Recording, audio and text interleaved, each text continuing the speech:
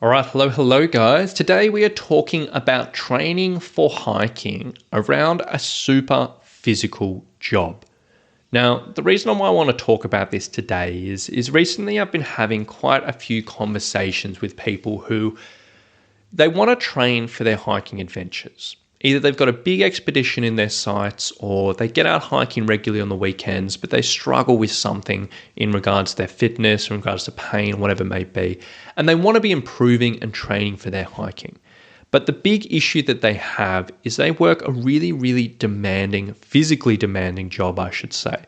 And whether they're a tradie and they're on the tools all day, whether they're a hiking guide and they're literally hiking every single day for their job, whether they're laborers in other situations, whether they're, work on the railroad or even, whether they're nurses and just on their feet all day and they've got to be moving people all day and all that jazz. And anyone else who does fall into this kind of category. And I thought it was worthwhile talking about this subject because I know so many people are in this situation.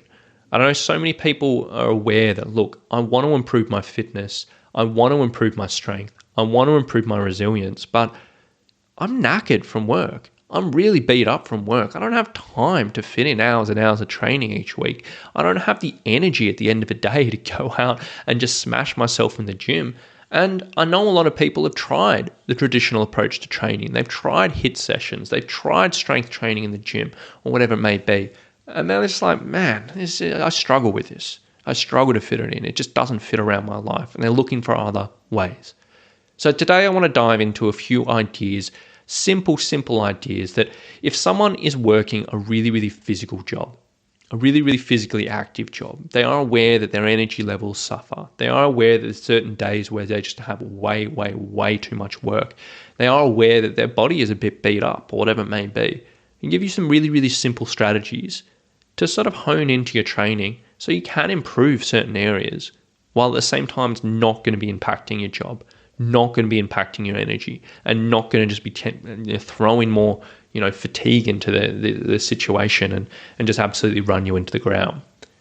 So first things first when it comes down to this type of stuff. Now, anyone in this situation is I highly recommend you have a sit down and you really think carefully about what your priorities are with your training and what you actually want and need to improve on. So for example, if there's a tradie who's on the tools all day, they're lifting, carrying, moving things, they're doing a huge amount of steps. There might be a roofer going up and down stairs all day, whatever it may be. More than likely, you may not need a huge amount of extra cardio in your week. Maybe you feel like you're physically pretty fit in regards to your cardio stuff, but you're aware that, okay, maybe you have some joints that are sore, or maybe I just need to be a bit stronger, both on and off the trail or whatever it may be. And in that situation, the priority is going to be, okay, we want to develop your strength. We want to develop your mobility potentially, but we probably don't need to be flogging you with the cardio stuff. Choose your priorities. Figure out what you want to do. Or alternatively with the guides, pretty similar. If you're a hiking guide, you don't need more hiking in your training. You probably don't need more cardio in your training. But guides, 9 guides out of 10 that I talk to, they're just beat up. They just struggle to bounce back day to day as well as they used to. They've got aches and pains and this and that. And they probably also want to be doing some type of strength training. If you're a nurse, if you're a laborer, or whatever it may be, just really think, what are the priorities that you want to work on? What are the things that you actually need to develop? And then that's going to be where we put your focus into. So we're not going to be doing a massive comprehensive program where we're ticking off every single thing that a typical, hiker might do. But we want to be choosing your priorities because we only have limited time, we have limited energy, and we want to make sure we're using that for the best effect. Number 2, once you've chosen your priorities and say, okay, I want to develop strength, or I want to develop cardio, or I want to get on top of ache or pain, or whatever it may be, then you're going to really think about what is going to be realistic to fit into your week. Because we all have these ideas around, okay, in a perfect week, we might fit in 5 sessions, an hour each. We'll wake up an hour before work and bang this out, or we'll finish a day and we'll go out and go straight to the gym, or whatever it may be.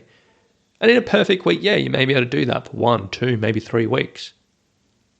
But then work will get busy, when maybe the energy will dip, and we'll be like, oh, you know what, that's just not possible. So what I much prefer to do is determine a baseline in regards to what is realistic. Even in the really busy weeks at work, even when you're absolutely flat, what do you think is realistic that you're going to be able to fit in? For some, this may be, 2 hours, 2 sessions of an hour in a week on the weekends. Maybe that's all you can do. For some, it may be 15 minutes every single day. For others, it may be 30 minutes every day.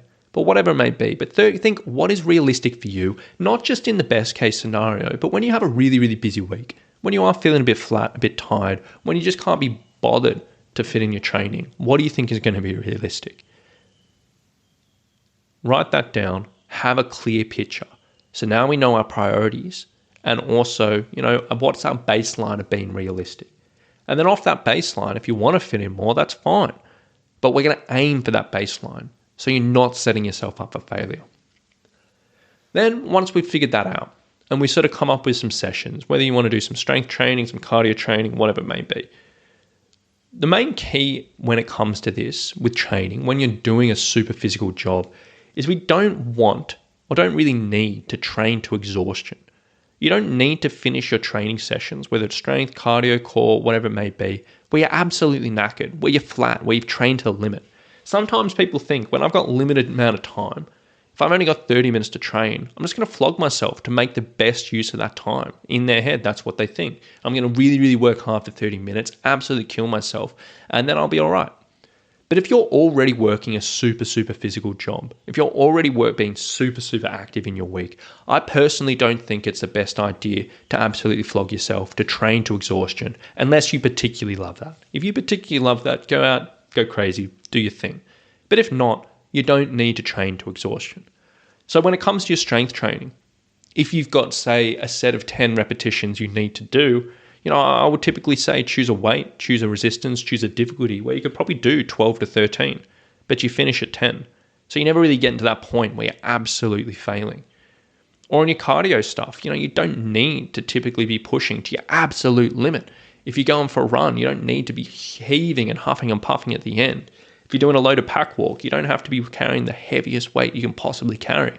If you're going upstairs, you don't need to be pushing it to the 100%. Dial it back a little bit. Go about 80% of what you could maximally do. Finish your sessions feeling like you still have energy in the tank, feeling like you can still do more. And even though you're finishing before you could push more, if you can consistently stick to this is still going to move you forward and it's not going to negatively impact your job, your energy, your sleep, your stress, or whatever it may be. And it's going to be much, much more likely that you'll fit this training in even when you are a bit flat on energy. Because I don't need to push it. I don't need to kill myself. Train to that 80%. I think that goes a long, long way. And then finally, in this situation, have a backup plan.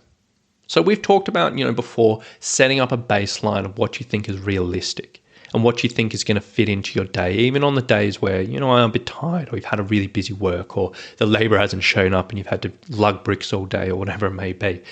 But have a backup plan for when things go a little bit step further. Maybe you've just had the toughest week of your life. Maybe you've just had, you've been absolutely flogged at work. Maybe your energy is rock bottom. Maybe you're just really struggling to get yourself up in the morning or whatever it may be. And then before this happens, have a sit down and have a think about a plan around what can I do in these really, really full-on situations. What can I do to kind of keep my training habit going, keep my momentum going, but will be doable during these times?